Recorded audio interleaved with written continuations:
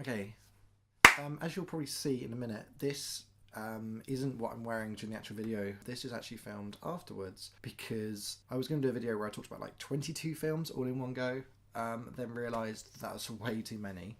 So I'm making it into a series, maybe. So if you want specific recommendations for things, tweet me and I'll do my best. Yeah. Hello. Yes, I now look like Sue Perkins.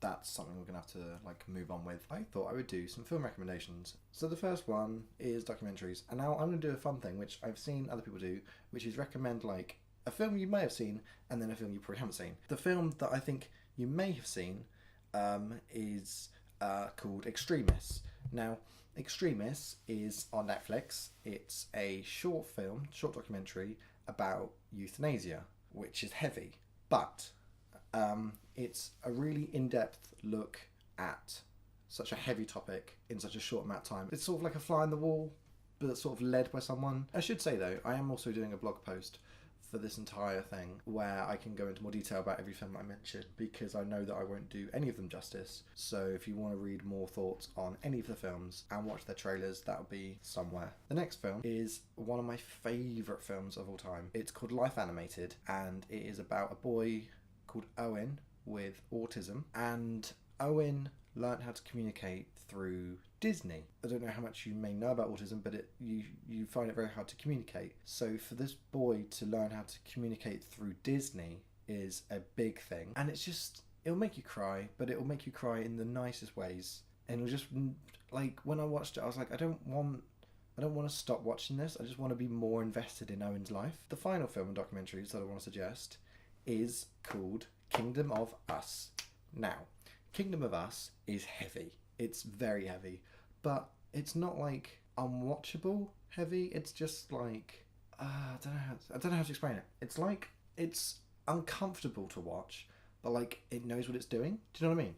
It makes you uncomfortable because it's trying to get a reaction, and the reaction it's trying to get out of you is making you uneasy, and then it will take that feeling and then just twist it, and then it's like, you know, so there's one bit where you really dislike the father because, oh yeah, sorry, I should have said, it's about a guy who kills himself and it's how it affects the family, but it's like there's more to it than that, obviously, because it's life. But like the father, at one point you find out that the father tried to kill the children, which isn't great, and then it's like, oh, but he also had presumably bipolar disorder, so it's sort of, it doesn't excuse it, but it sort of balances it out and makes you feel like, oh, actually, you can sort of see where it's coming from. I must say though, I can stomach a lot of things. Like I can watch a lot of things and be like, oh, okay, that's fine. But I had to watch this in 2 goes, not because like it showed anything gory, but just because it was so heavy. But the reason why I want to mention this is because it should have won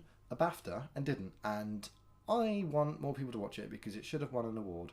It should have won the award for best debut for a British writer, director or producer. But there was another film that was way more controversial that didn't win a single award, and that film was Paddington 2.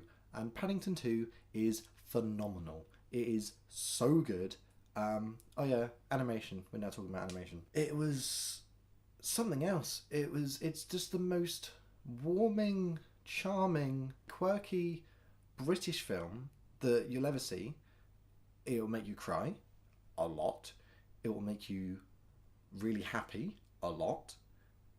And it's just wonderful. It's absolutely brilliant. And it was up for outstanding British film at the BAFTAs. Didn't win a single one. I mean, what? What is that?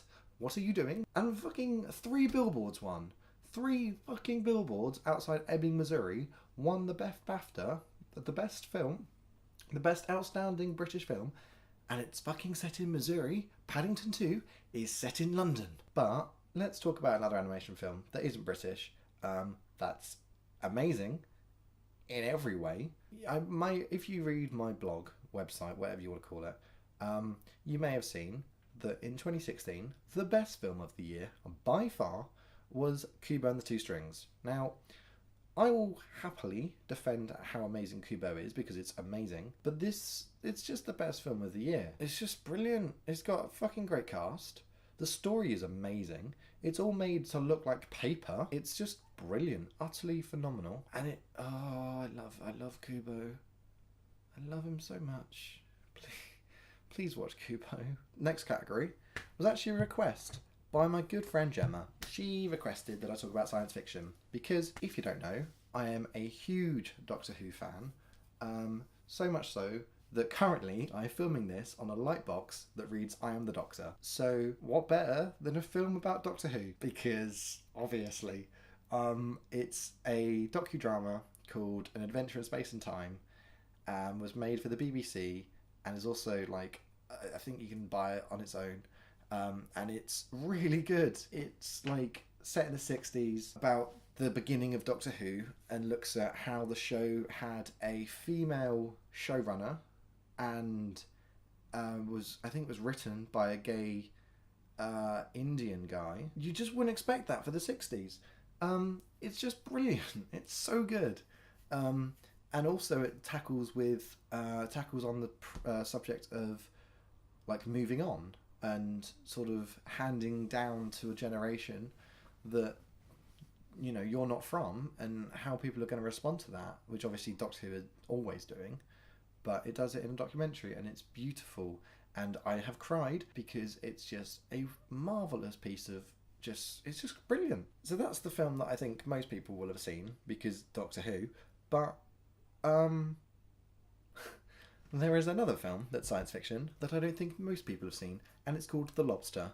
Now, The Lobster doesn't have aliens or isn't set on a different planet. It's set on Earth, sort of present day, sort of not, and it's set in a world where you're putting in a hotel and you have like, I think 40 days to fall in love, or if you don't, you get turned into an animal of your choosing.